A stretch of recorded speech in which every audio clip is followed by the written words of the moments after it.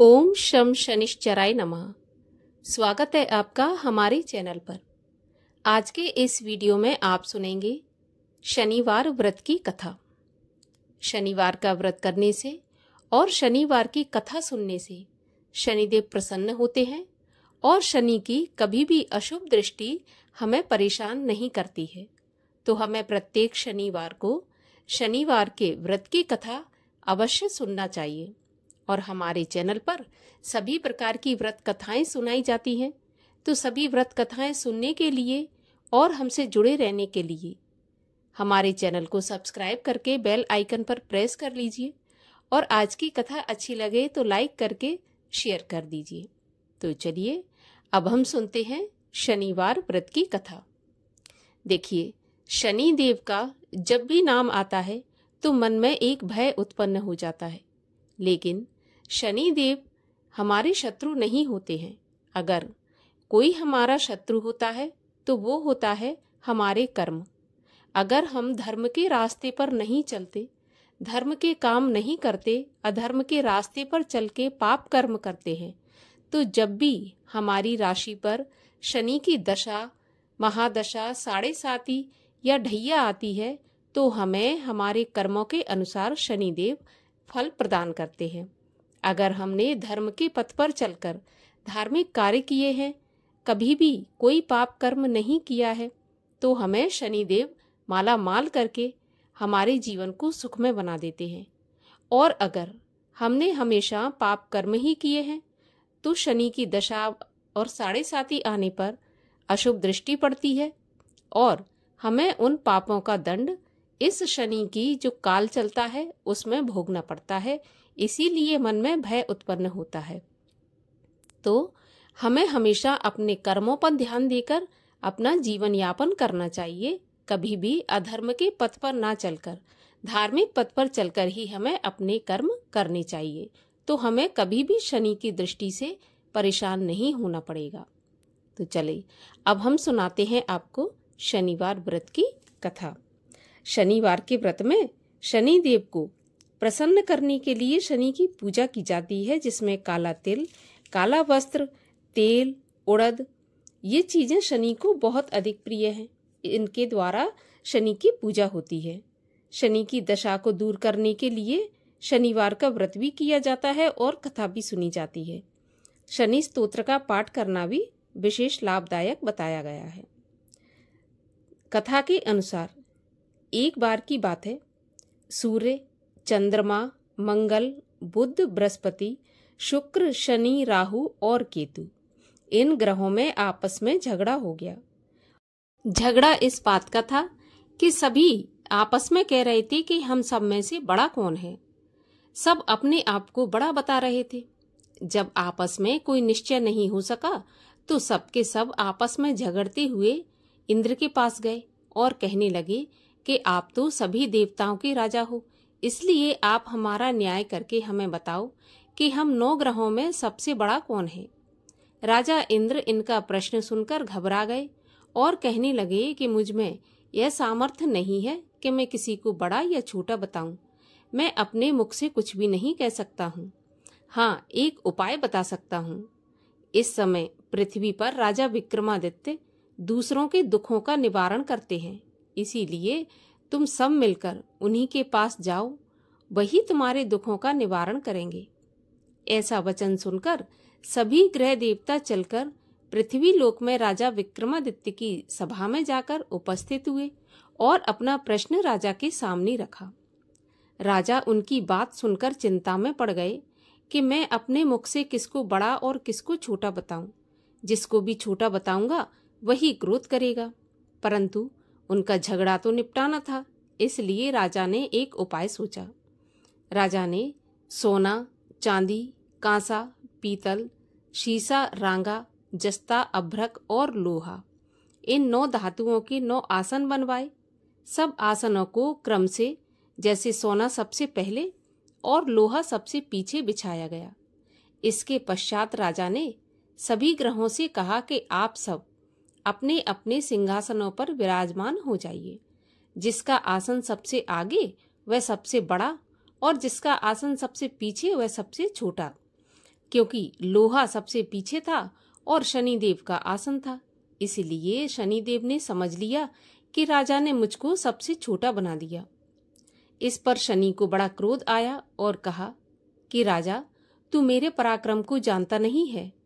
सूर्य एक राशि पर 1 महीना, चंद्रमा 2.25 महीना 2 दिन, मंगल 1.5 महीना, बृहस्पति 13 महीने, बुध और शुक्र 1-1 महीने, परंतु मैं एक राशि पर 2.5 अथवा 7.5 साल तक रहता हूँ।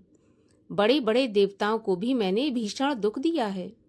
हे राजन, सुनो, राम जी को जब 7.5 आई और वनवास हो गया, और जब रावण पर आई तो राम और लक्ष्मण ने सेना लेकर लंका पर चढ़ाई कर दी और रावण के कुल का विनाश कर दिया। राजा, अब तुम सावधान रहना। राजा कहने लगा, जो कुछ भाग्य में होगा देखा जाएगा। उसके बाद अन्य ग्रह तो प्रसन्नता के साथ चले गए, परंतु शनिदेव बड़े क्रोध के साथ वहां से पधारे।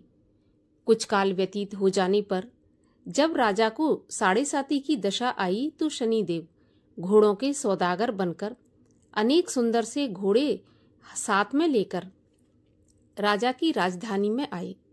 जब राजा ने सौदागर के आने की खबर सुनी तो अपने अश्वपाल को अच्छे अच्छे घोड़े खरीदने की आज्ञा दे दी। अश्वपाल ऐसी अच्छी नस्ल के घोड़े देखकर और उनका मूल्य सुनकर चकित हो गया और तुरंत ही अपने राजा को इस बात की सूचना दी। राजा उन घोड़ों को देखकर एक अच्छा सा घोड़ा चुनकर सवारी के लिए चढ़ा। राजा के घोड़े की पीठ पर चढ़ते ही घोड़ा जोर से भागा। घोड़ा बहुत दूर एक जंगल में जाकर राजा को छोड़कर गायब हो गया। इसके बाद राजा अकेला जंगल में भटकता फिरता रहा। बहुत देर के पश्चात राजा ने भूख और प्यास से दुखी होकर भटकते भटकते एक ग्वाले को देखा। ग्वाले ने राजा को प्यास से व्याकुल देखकर पानी पिलाया। राजा की उंगली में एक अंगूठी थी, सो राजा ने उसे निकालकर खुशी खुशी उस ग्वाले को दे दी और शहर की ओर चल दिया। राजा शहर में पहुंचकर एक सेठ की दुकान पर जाकर बैठ गया और अपने आप को उज्जैन का रहने वाला और अपना नाम बीका बताया। सेठ ने उसको कुलीन मनुष्य समझकर जल आदि पिलाया। भाग्यवश उस दिन सेठ की दुकान पर बिक्री बहुत अधिक हुई। तब सेठ उसको भाग्यवान पुरुष समझकर भोजन कराने के लिए अपने साथ ले गया। भोजन करते समय राजा ने आश्चर्य की एक बात देखी कि खूंटी पर हार लटक रहा है और वह खूंटी उस हार को निगल रही है। भोजन के बाद कमरे में आने पर जब सेठ को हार नहीं मिला तो सबने यही निश्चय किया कि सिवाय बीका के तो इस कमरे में कोई आया नहीं, तो हार भी इसी बीका ने चुराया होगा। परंतु जब बीका से इस बारे में पूछा गया तो उसने साफ साफ मना कर दिया कि मैंने हार नहीं चुराया। इस पर 5-7 आदमी इकट्ठे होकर उसको फौजदार के पास लाए। फौजदार ने उसको राजा के सामने उपस्थित कर दिया और कहा कि ये आदमी भला तो प्रतीत होता है, चोर मालूम तो नहीं होता, परंतु सेठ का कहना है कि इसके सिवाय कोई और घर में नहीं आया, तो हार भी इसी ने चोरी किया है। तब राजा ने आज्ञा दी कि इसके हाथ पैर काटकर इसको चौरंगिया किया जाए। राजा की आज्ञा का तुरंत पालन किया गया और बीका के हाथ पैर काट दिए। इस प्रकार कुछ काल व्यतीत होने पर एक तेली उसको अपने घर ले गया और कोल्हू पर उसको बैठा दिया। बीका उस पर बैठा बैठा अपने जुबान से बैल हाँकता रहा। शनि की दशा समाप्त हो गई और एक रात को वर्षा ऋतु के समय वह मल्हार राग गाने लगा। उसका गाना सुनकर उस शहर के राजा की कन्या उस राग पर मोहित हो गई और दासी को खबर लेने के लिए भेजा कि देखकर आ, ये शहर में कौन गा रहा है। दासी पूरे शहर में घूमती फिरती क्या देखती है कि एक तेली के घर में चौरंगिया गा रहा है। दासी ने महल में आकर राजकुमारी को सारा वृत्तांत सुना दिया। बस उसी क्षण राजकुमारी ने अपने मन में यह प्रण कर लिया कि चाहे कुछ भी हो, इस चौरंगिया के साथ ही विवाह करूंगी। प्रातःकाल होते ही जब दासी ने राजकुमारी को जगाना चाहा तो राजकुमारी तो अनशन व्रत लेकर पड़ी रही। तब दासी ने रानी के पास जाकर राजकुमारी के ना उठने का वृत्तांत कहा। रानी ने तुरंत ही वहां आकर राजकुमारी को जगाया और उसके दुख का कारण पूछा। तो राजकुमारी कहने लगी कि माताजी, मैंने यह प्रण कर लिया है कि तेली के घर में जो चौरंगिया है मैं उसी के साथ विवाह करूंगी। माता ने कहा, पगली, कैसी बात कर रही है? तेरा विवाह तो किसी देश के राजा के साथ किया जाएगा। कन्या कहने लगी, माताजी, मैं अपना प्रण नहीं तोड़ूंगी। माता ने चिंतित होकर यह बात राजा को बताई। जब महाराज ने भी आकर समझाया कि मैं अभी देश देशांतर में अपने दूत भेजकर सुयोग, रूपवान एवं बड़े से बड़े गुणी राजकुमार के साथ तुम्हारा विवाह करूंगा, ऐसी बात तुमको नहीं सोचनी चाहिए। कन्या ने कहा, पिताजी, मैं अपने प्राण त्याग दूंगी परंतु किसी दूसरे से विवाह नहीं करूंगी। इतना सुनकर राजा ने क्रोध से कहा कि तेरे भाग्य में अगर ऐसा ही लिखा है तो जैसी तेरी मर्जी हो तू वैसा ही कर। राजा ने तेली को बुलाकर कहा कि तेरे घर में जो चौरंगिया है उसके साथ मैं अपनी कन्या का विवाह करना चाहता हूँ। तेली ने कहा, महाराज, ये कैसे हो सकता है? कहाँ आप हमारे राजा और कहाँ मैं एक तेली?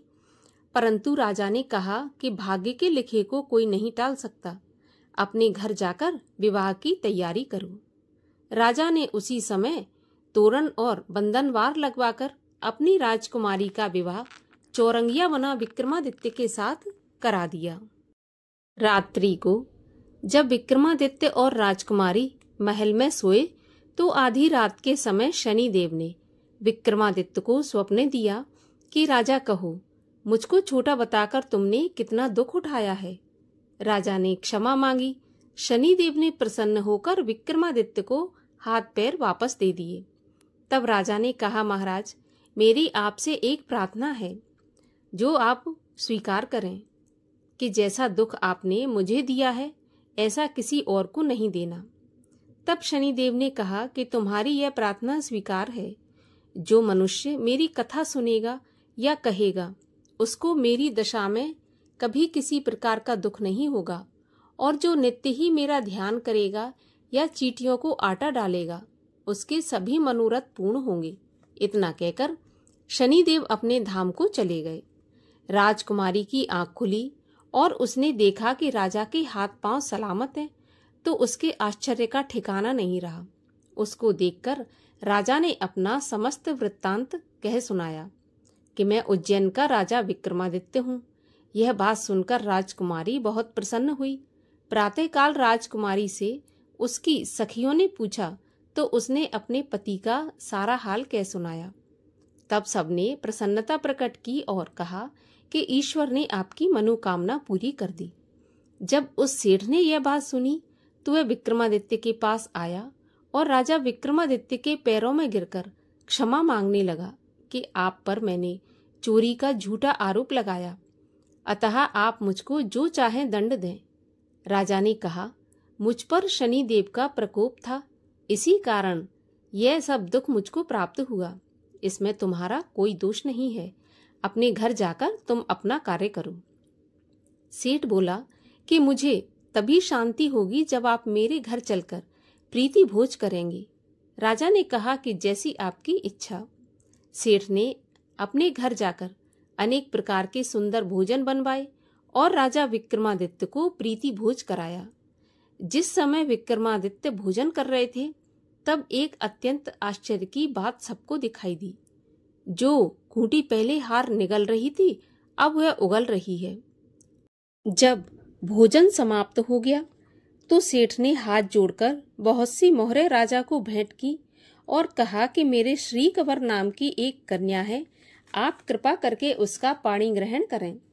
इसके बाद सेठ ने अपनी कन्या का विवाह राजा के साथ कर दिया और बहुत सा दान दहेज आदि दिया। इस प्रकार कुछ दिनों तक वहां निवास करने के पश्चात विक्रमादित्य ने शहर के राजा से कहा कि अब मेरी उज्जैन जाने की इच्छा है।